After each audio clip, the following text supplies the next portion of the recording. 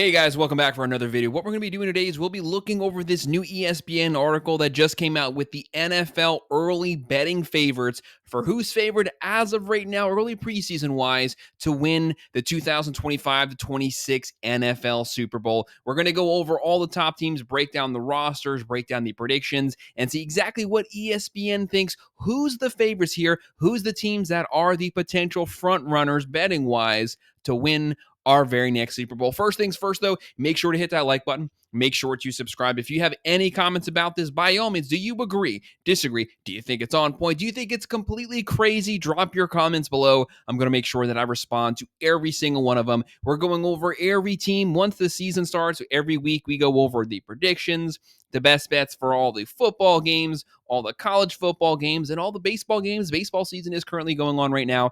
Make sure to like and subscribe. We also have our pinned comment down below. If you want to sign up for one of our member teams, we would definitely appreciate it. So this article just came out from ESPN. Let's get right at it. It is entitled "The NFL Betting Early Odds for Each Team to Win the Super Bowl in 2026. That's our 25-26 season that we have coming up. You know, there's been a lot of movement in the offseason. We obviously just had the NFL draft. We have the free agents out there. A lot of guys have been signed. There's still a couple guys still sitting out there. There's some trade news going on with some of these front runner teams. But obviously the team that's coming in as the early preseason favorite is going to be the Philadelphia Eagles. They might not be able to push their way to victory this season, but it really doesn't matter. When you're looking at this roster, this is a stacked roster on both sides of the ball.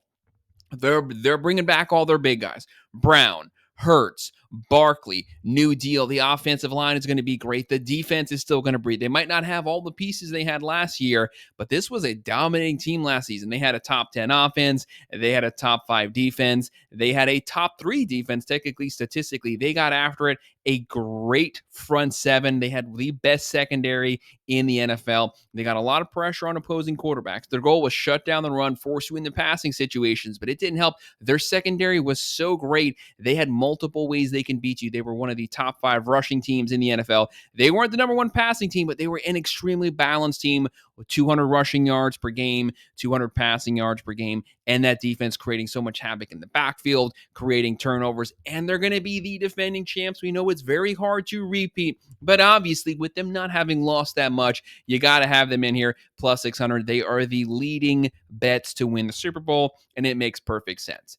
Next team we have are the Kansas City Chiefs. This was obviously the runner-up to the Philadelphia Eagles for who was going to be the favorite to win the Super Bowl. Kansas City here. I get ranking them at number 2. Obviously, they came in second place last season, but I don't genuinely think, if we actually sit down and look at this and we are unbiased here, are the Kansas City Chiefs really the number 2 best team in the NFL right now? They didn't have a difficult schedule last season. Everyone wants to talk about everything that happened in the playoffs that got them to the Super Bowl. It really doesn't matter what your opinions are of that. They made it to the Super Bowl, but they got curb stomped at the Super Bowl. A lot of people, including myself, would have said that the Bills would have put up a better fight there versus the Eagles. The Bills are making moves here. Chiefs are just 1 year older. They're still one of the oldest teams in the NFL right now. They don't have a lot of offensive pieces. Yes, they're still going to have a great defense. They're still going to have a top 5, top 10 defense. They're going to have a great front seven. They're going to get after. They're going to create sacks, quarterback pressure, tackle for a loss. But their offense showed they need a better offense. They need more vertical weapons to push the ball down the field. Worthy was banged up last year. He showed a lot of promise. He even showed a lot of promise in the Super Bowl second half. He made some big steps going forward. But that running back room, you need a real true running back number 1 and a running back who can catch the ball out the backfield. We know who Patrick Mahomes is. He's a given. You know he's going to put up numbers. Travis Kelce, he's just another year older. You saw massive step backs with Travis Kelce. Yes, he's still one of the better tight ends, but he's not who he used to be, and he's just going to be a year older, a year slower in the 25-26 season. So I need to see some new weapons. I need to see a better wide receiver core. I need to see a big-bodied wide receiver, someone who can make contested catches, and I need to see another weapon who can stretch the ball vertically down the field, especially when you're competing with the Eagles with Barkley at running back. They have Devontae Smith. They have Brown. They have too many weapons. They have one of the best offensive rosters. The Chiefs, they're going to have to do some more moves, but technically right now ESPN has them as the number 2 favorite team. They're plus 600. Then after that, we have the Baltimore Ravens. This makes perfect sense to me. I have no issues with the Baltimore Ravens. AFC so stacked, so many good teams. Obviously, Lamar Jackson, Derrick Henry there. They have a great wide receiver core. They're going to have a healthy wide receiver core in this coming season. Their defense started out the season really bad. They didn't have a top 5 rush defense, but their secondary was getting scorched up and down the field.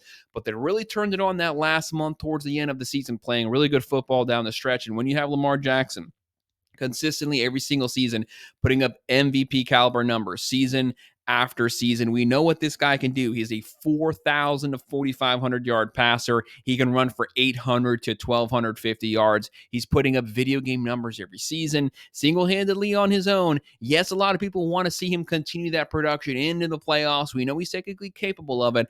At some point, he's going to get deeper in the playoffs. It will happen. You have to have hope. The big thing is, when does Derrick Henry start to break down? He had to me, his best season of his career last year, 2,000 rushing yards. But he's been in the NFL for a really long time. It seems like he's been playing for 2 decades now. He hasn't been playing that long. It just seems that way. But he has a lot of mileage on him. Big guy, continues to get better, continues to adapt his game.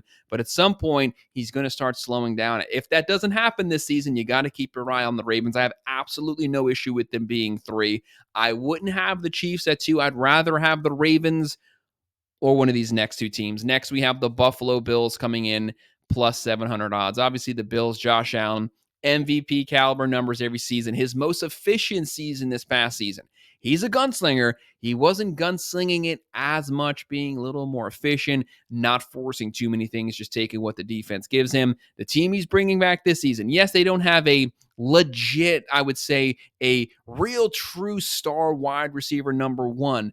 But overall, with them losing Diggs, I say that their wide receiver core actually took a step forward without him on the team. Everyone as a whole got better. Obviously, the running back room leading the nation in rushing touchdowns from the running back position. And then you have that defense getting better consistently as the season was going on. This is a team that a lot of people were potentially picking to make the Super Bowl. They were saying that this was the season for them to finally get there. They kind of fell off there at the end, but this is a very talented team.